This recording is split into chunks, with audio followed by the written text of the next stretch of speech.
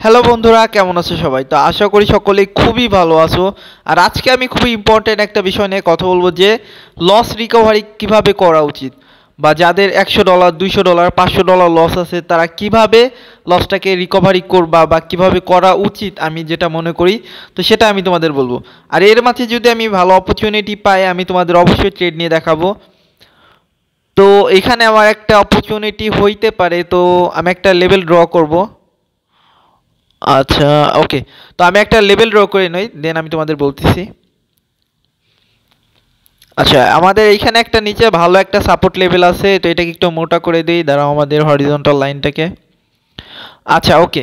এখানে পারফেক্ট একটা আমাদের কি সাপোর্ট লেভেল আছে।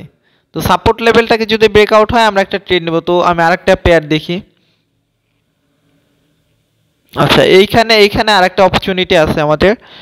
তো এইখানে নিচে, আচ্ছা আমি একটু মোটা করে নই। আচ্ছা, ওকে ওকে ওকে, ডান, পারফেক্ট। তো এইখানে আমাদের আরেকটা ভালো অপরচুনিটি আছে, যদি এটাকে ব্রেকআউট হয় আমরা একটা উপরে কি ট্রেড নেব রিট্রেসমেন্টের জন্য। আচ্ছা, $2 আমি একটা ট্রেড নিয়েছি, আর একটা ট্রেড কি নেব? আচ্ছা, আমি আর একটা ট্রেড নিয়ে নিই। ওকে, ডান। কি তাও হয়েছে ভাই, ভালো জায়গায় হয়েছে। নেট খারাপের জন্য একটু পরে দেখাইছে আমার ট্রেডটা, বাট আমি আরো একটু নিচেই নিছিলাম, বাট তো যাই হোক, আমি এখানে কেন ট্রেড নিছি আমি তোমাদের বলতেছি। দেখো, আমাদের নিচে কি ভালো একটা কি সাপোর্ট লেভেল ছিল, তো এটাকে কি ব্রেকআউট করছে। তো ব্রেকআউট হলে আমরা কিসের ট্রেড নিই? আমরা রিট্রেসমেন্টের জন্য ট্রেড নিই। তো এখানে আমি $2 করে দুইটা ট্রেড নিছি। তো দেখা যাক কি হয় এটা। আর মাত্র কি, হ্যাঁ, 21 সেকেন্ড টাইম বাকি আছে, 20 সেকেন্ড, 19 সেকেন্ড। তো যাই হোক, এই ট্রেডটা আমাদের 80% পসিবিলিটি আছে এটা কি রিট্রেসমেন্টের জন্য। আচ্ছা, ঠিক আছে। দেখো, পারফেক্ট আমরা যে লেভেলটাকে ড্র করছি ওইখানে যে টাচ করছি, রিট্রেসমেন্ট করে আমাদের ওই লেভেলটাকে টাচ করার পর যদি মার্কেট এখান থেকে ডাউনে আসতে পারে, বাট আমাদের লেভেলটাকে ফলো করছে, তো উইন। যাই হোক, আমাদের ফার্স্ট যে দুইটা ট্রেড ছিল, দুইটা দুইটা ট্রেড উইন হয়েছে। অবশ্যই একটা ট্রেড এখানে, কারণ আমি একটা ট্রেডে দুইটা ট্রেড প্লেস করছিলাম। তো যাই হোক, একটা জিনিস দেখো, আমি লাস্ট 1 মাস যাবৎ খুবই কম ট্রেড নিতেছি, কারণ আমি 2 দিন পর একদিন ট্রেড করতেছি বা একদিন পর একদিন ট্রেড করতেছি। লাস্ট দেখো 14 তারিখে আমি ট্রেড নিছি, আজকে 16 তারিখ। তো মাঝখানে একদিন গ্যাপ হয়েছে। আর 14 তারিখের আগে আমি 11 তারিখে ট্রেড নিয়েছিলাম, মনে করো মাঝখানে 2 দিন গ্যাপ নিয়ে দিয়েছিলাম। তো আমি লাস্ট 1 মাস যাবৎ খুবই কম ট্রেড নিছি, হয়তো 1 মাসে হয়তো আমি কয়দিন বলবো, হয়তো 16 থেকে 17 দিন ট্রেড করছি, বাকিগুলো দিন ট্রেড করিনি। তো একটা জিনিস কি, যে যখন তুমি ট্রেড কম করবা তোমার সাইকোলজি ভালো থাকবে, তোমার ইমোশন কন্ট্রোলগুলো ঠিক থাকবে, বা তোমার স্ট্র্যাটেজিগুলো আছে যেগুলা, ওইগুলাতে তুমি ভালো মতো দেখে ট্রেডগুলো নিতে পারবা। বাট যখন তুমি রেগুলার ট্রেড নিবা, একদিন না একদিন তোমার সাইকোলজি খারাপ হবে, আর ওই দিন তুমি, আই মিন কি বলবো, তোমার মনে করো 1 সপ্তাহ বা 1 মাসে যে প্রফিট থাকে ওইটাকেও লস করে ফেলতে পারো।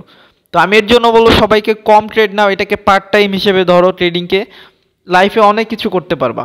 আর আমি যে বিষয় নিয়ে আজকে কথা বলতে চাইতেছিলাম যে ট্রেডিংয়ে লসগুলা কিভাবে রিকভারি করা উচিত, যারা আমরা আগে বুঝি নাই বা হুট করে লস করে ফেলছি, তো ওইটাকে কিভাবে রিকভারি করা উচিত। তো আমি সব থেকে একটা কথা বলবো যে ট্রেডিংয়ে যে লসগুলো হয়েছে ওইটাকে কেউ কখনো রিকভারি করার চিন্তা করবা না ভাই। জাস্ট ভাই হিসেবে বলতেছি, কথাগুলো শুনে রাখো, লাইফে অনেক উপকারে আসবে। যে ট্রেডিংয়ে কখনোই লস রিকভারি করার কথা চিন্তা করবা না, যেটা হয়ে গেছে হয়ে গেছে। তুমি তোমার অ্যানালাইজ ঠিক করো, তুমি তোমার স্ট্র্যাটেজি ঠিক রাখো। আমি এটুকু বলতে পারি, যারা লস করছো তোমরা সেম ভুল বারবার করছো। তোমাদের কোনো স্ট্র্যাটেজি ছিল না, তোমাদের কোনো স্টপ লস ছিল না। বিকজ তোমার যদি স্টপ লস থাকতো তুমি কখনোই বড় অ্যামাউন্টের লস হইতো না তোমার। মনে করো তোমার যদি স্টপ লস থাকে প্রতিদিন $10, তুমি কিন্তু তোমার যদি $500 লস করতে হয় তোমার কতদিন ট্রেড করতে হবে তুমি চিন্তা করে দেখছো?